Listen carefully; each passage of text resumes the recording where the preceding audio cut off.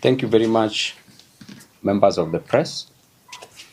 I'm Babu, Member of Parliament for Embakasi's constituency and a leader of Team Ground, the recently formed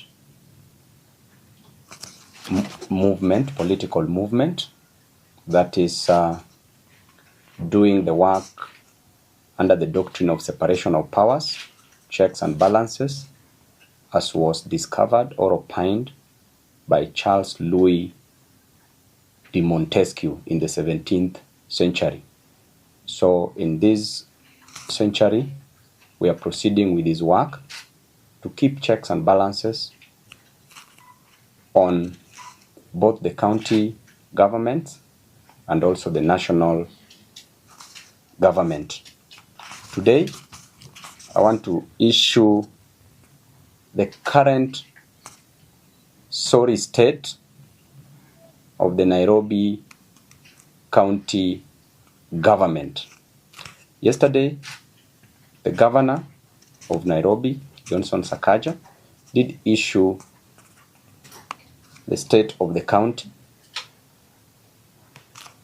but to our surprise and the surprise of many Nairobians and Kenyans, there are so many flaws that has been committed in Nairobi County.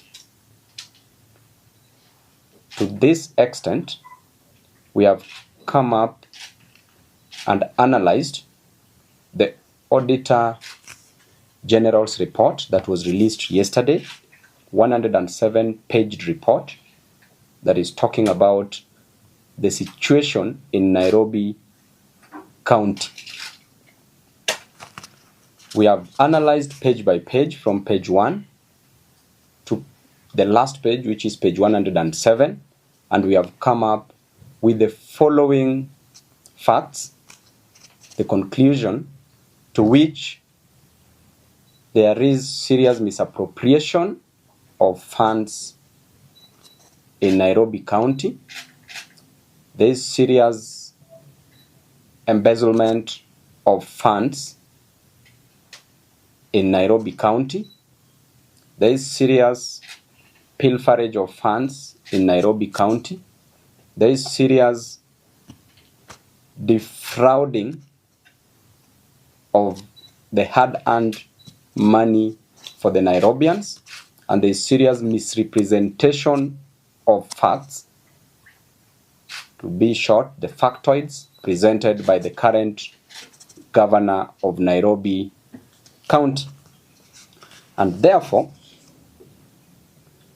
if we want, number one, we want to talk about the type of audit opinions.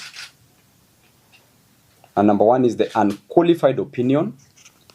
If the auditor talks about unqualified opinion, means that things are okay and there is no any problem with the books of the account. If the Auditor General talks about qualified opinion, means that there are audit queries, but adequate information provided in the audited statements. And if they recommend a disclaimer, then it means that information provided for audit is inadequate. And lastly, if there is an adverse opinion, then it means that the situation is terrible because of material and pervasive breaches. In our situation, there is an adverse opinion from the Office of the Auditor General. And therefore, my analysis consists of 3 parts. Part A is the adverse opinion, and it reads, the Auditor General says that they cannot confirm the accuracy and completeness of the financial statements provided by Sakaja for the financial year 2022-2023. The difference in payment reported by the financial statements and the ledger, which ordinarily should be the same, is 5 billion Kenya shillings, which is lost, and that is found on page 2 of the Auditor General's report. Therefore, the governor of Nairobi cannot explain the 9 billion in pending bills, also in page 2, The controller of budget did approve 17 billion. Out of the 17 billion, the governor only paid 8 billion as pending bills, but 9 billion is lost. In addition to that, the pending bills balance, as indicated, is 98 billion, which the Auditor General says that could be hot air. Assets acquired by the county government are overstated by 320 million Kenya shillings, which is lost as per page 3 of the Auditor General's report.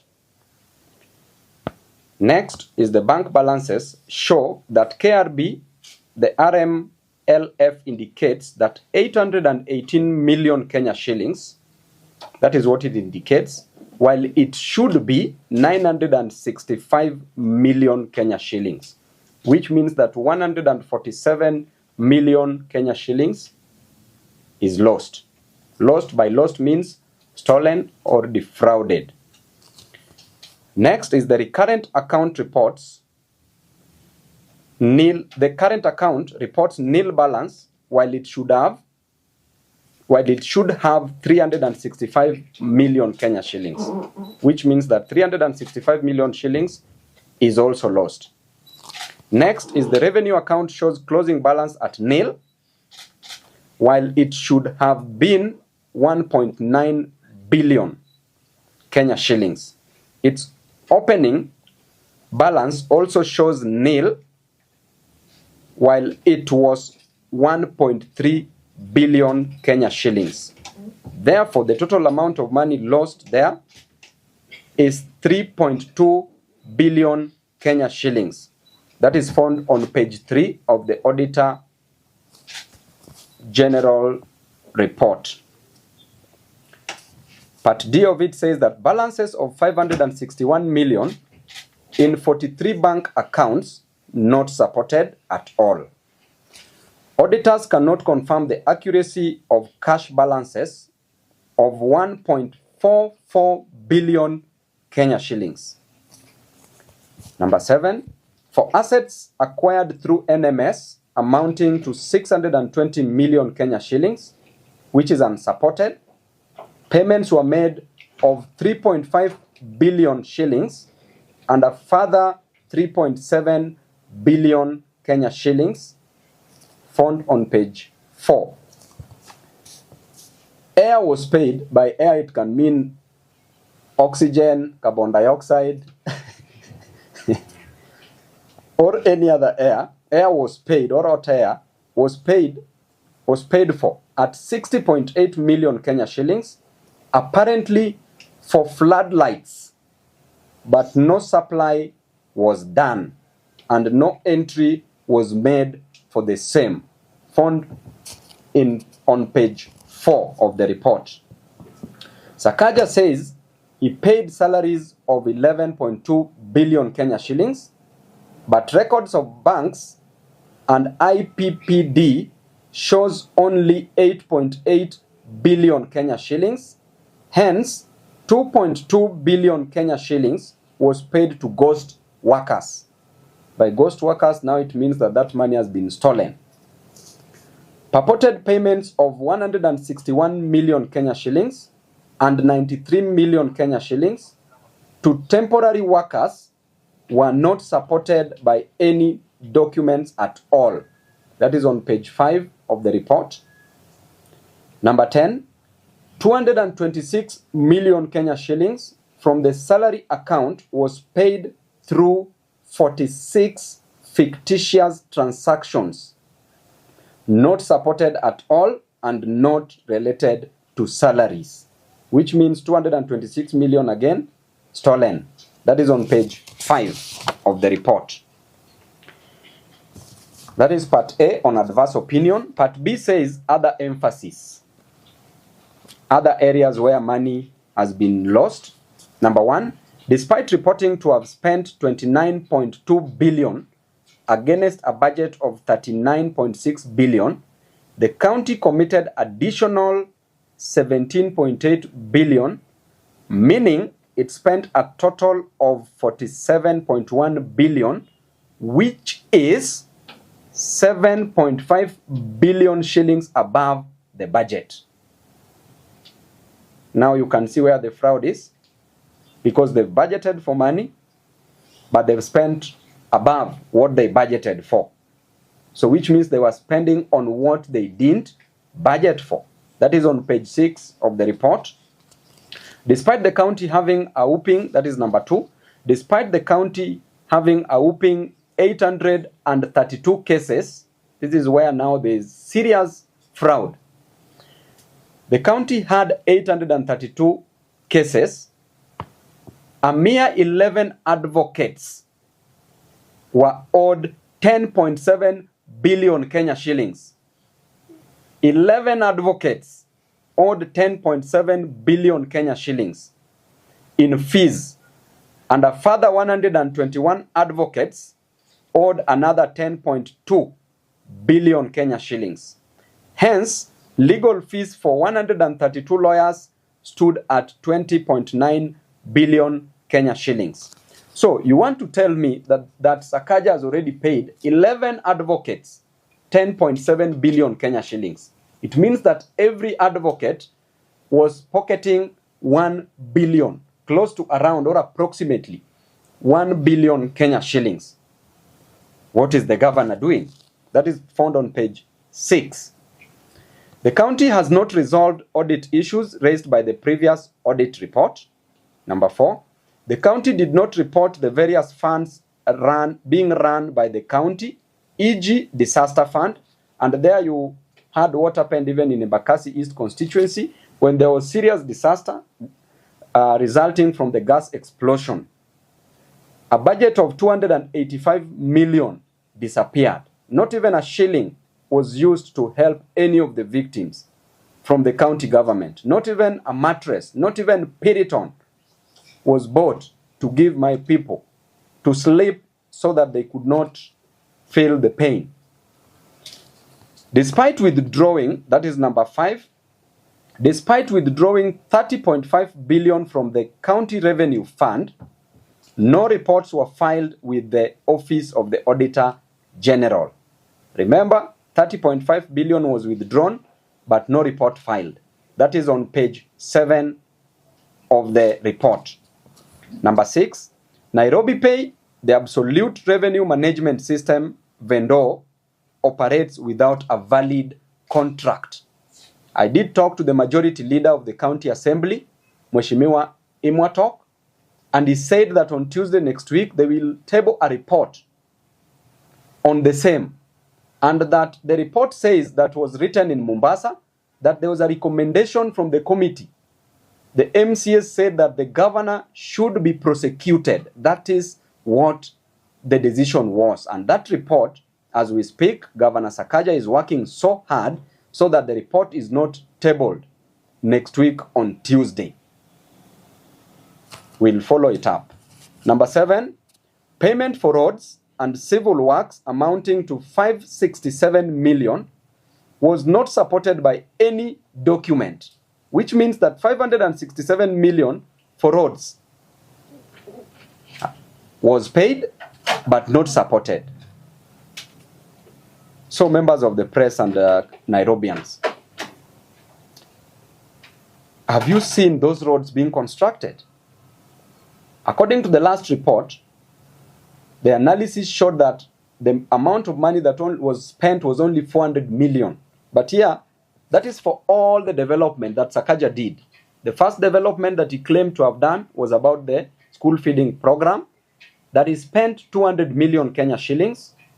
Then the next one was the Dandora Stadium, which was a continuation that he spent around 33 million.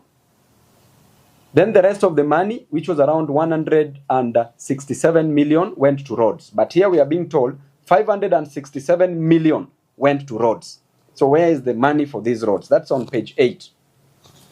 Number 8, the same contractor who failed to finish 3 dispensaries in 2020-2021 at 869 million was given another contract for Mama Lucy Hospital at 344 million by Governor Sakaja, and since he has abandoned the project after pocketing 165 million Kenya shillings, which he has been paid, that is found on page 8.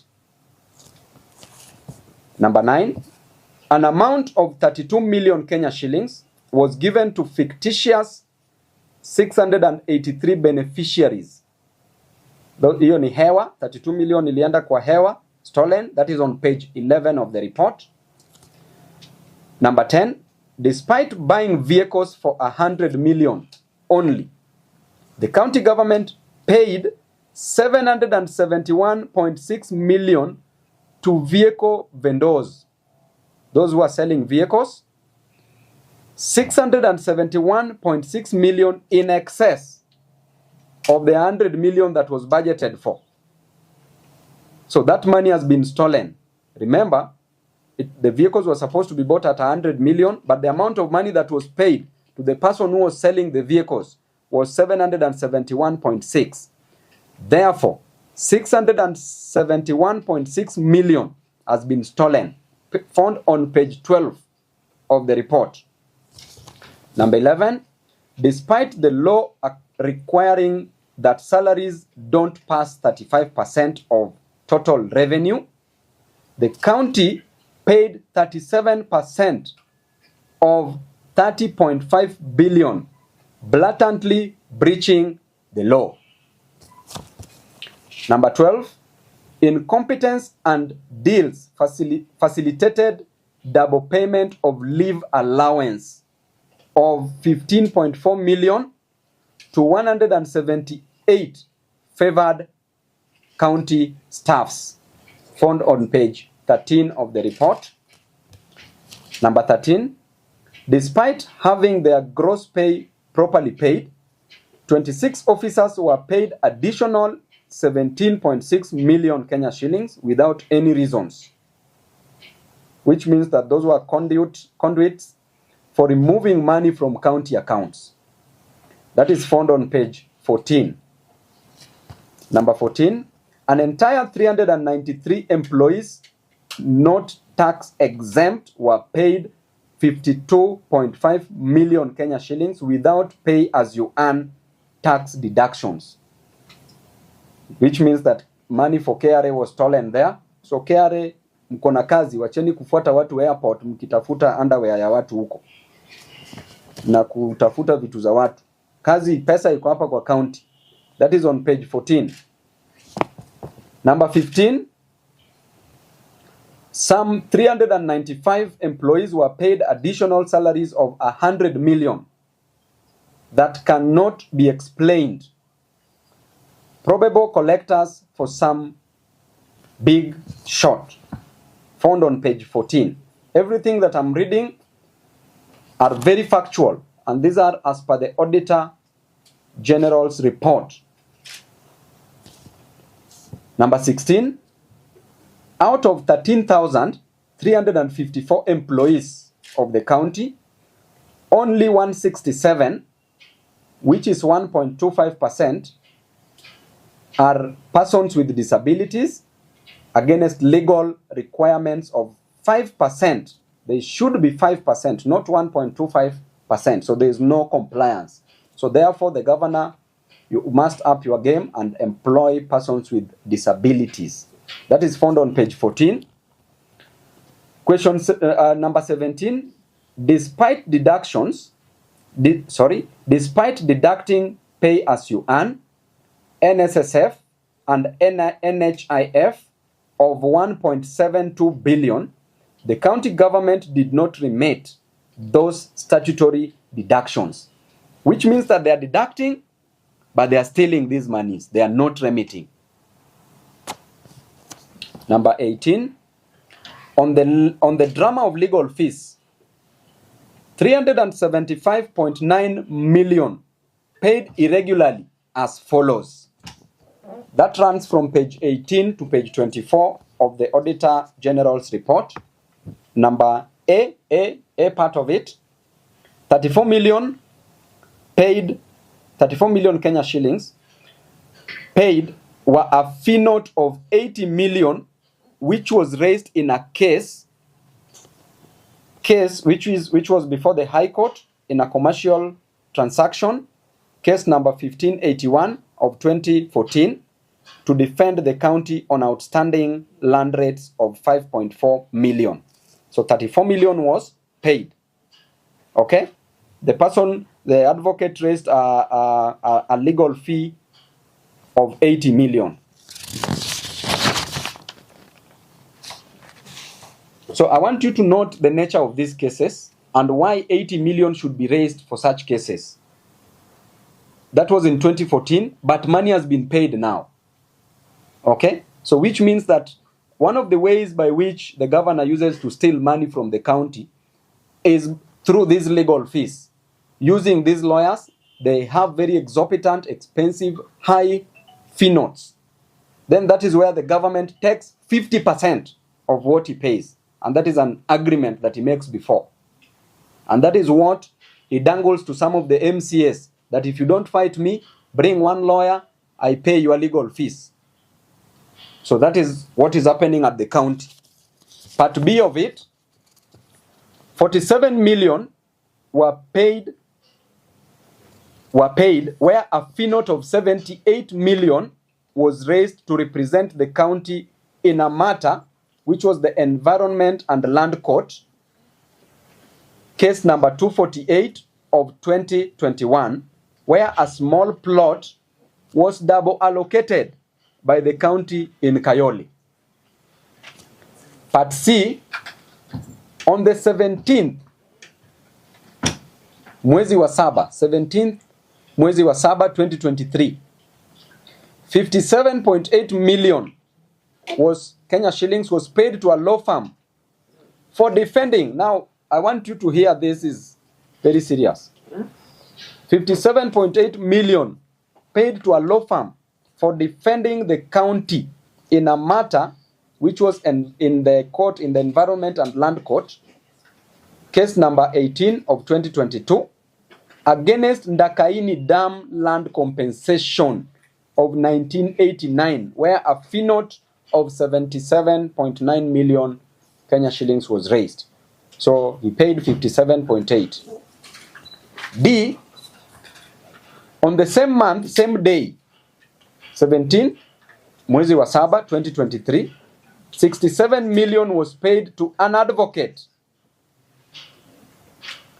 for defending the county in Environment and Land Court, case number 176 of 2021, where a fee note of 100 million was raised against an individual who sued the county for not shortlisting him as a traffic marshal. Mnasikia hii drama kweli, hii ni comedy. This is comedy. Imagine 67 million Kenya shillings was paid to an advocate just for defending the county for not shortlisting a person as a traffic marshal who is going to earn 18,000 to 20,000 Kenya shillings per month. Why did the governor pay 67 million Kenya shillings? Why couldn't he use this money to employ more traffic marshals? And the fee note that was raised was 100 million to represent that one person whose name did not appear in the shortlisting. He was not shortlisted. You pay 67 million. Madness. On 17th the same month, mwezi wa saba, a further 50 million was paid to an advocate for defending the county in a matter where a fee note of 129 million was raised for a unknown reason. Imagine the case has not been stated. Hiyo ni kesi hewa ama air. But he paid 50 million to the advocate. In the Environment and Land Court, case number 379 of 2018. Unknown. But they decided to fix a case number. But there is no case in such a situation. F, on 8th of May 2023, 70 million was paid to an advocate for defending the county in a matter where a fee note of 145 million was raised against the Kenya County, the county government's workers union. That is 2023. A further 70 million paid just to represent county government's workers union. While the county, remember, has a legal department where there are advocates who can do these works. Right?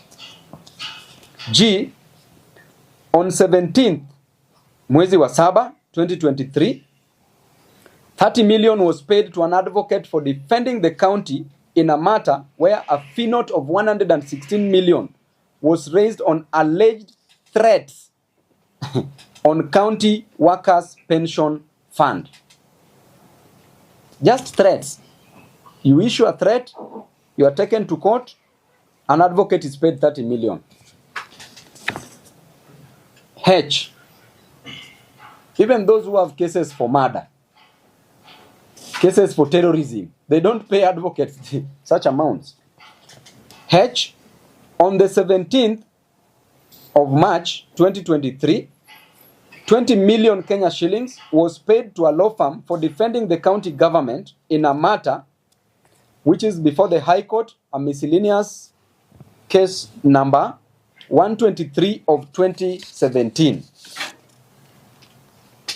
Then part C, which I've indicated as the last batch, it says, number 1, a provider of security services to ECDE facilities who had been paid 42 million Kenya shillings for the months of April to August 2020, on 30th mwezi wa sita 2021, was paid again 16.8 million for the months July and August 2020 by Governor Sakaja, and was paid on the 13th March of 2023.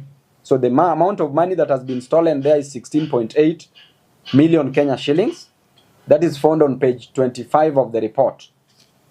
Number 2, garbage collection paid for at 145.9 million without any documentation and handwritten receipts issued despite Dandora Weighbridge being capable of generating official receipts. Tunaelewana vizuri? Ama mmepotea wenzangu watu wa media? Tuko sawa? Umejua hii kitu inaweza fanya mtu aruke kutoka hapa dirisha mpaka chini ya commit suicide juu. Hii pesa hii, that is found on page 25. Number 3, a paltry 27 tippers were purchased at a whooping 772 million. Hey, Sakaja, sucks. Hey, hii ni dishi na county kweli. A paltry 27 tippers, hizi lori za kubeba takataka, were purchased, zilinunuliwa at 772 million. Which means that lori moja, mtu anipigie hesabu hapo haraka, 772 divided by 27,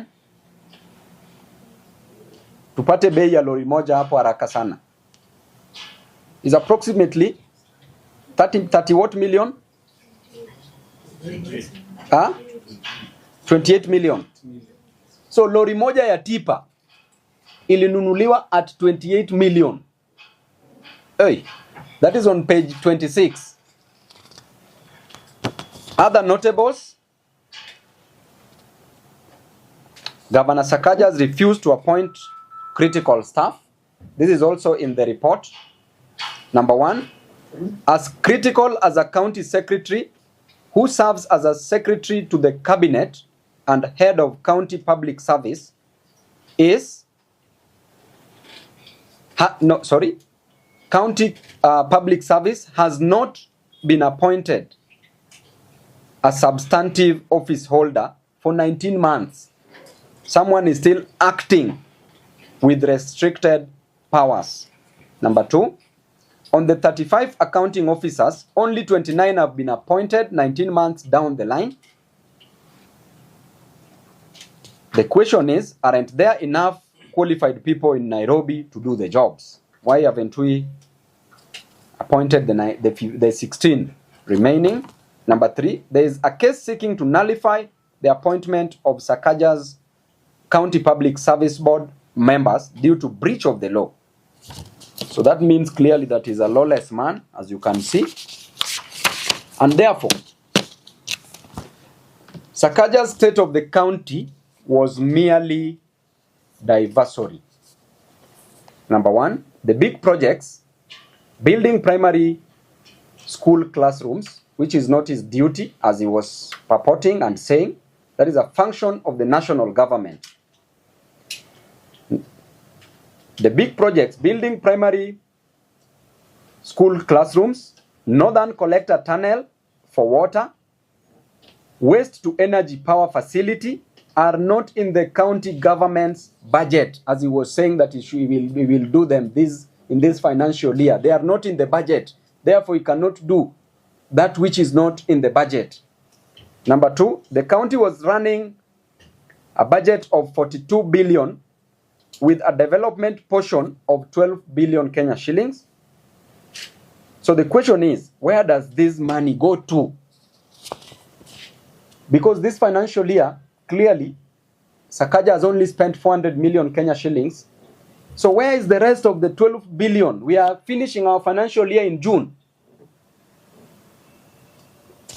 Number 3, as at 31st December 2023, end of financial year 2023-24, Sakaja had only collected 3.8 billion in on-source revenue.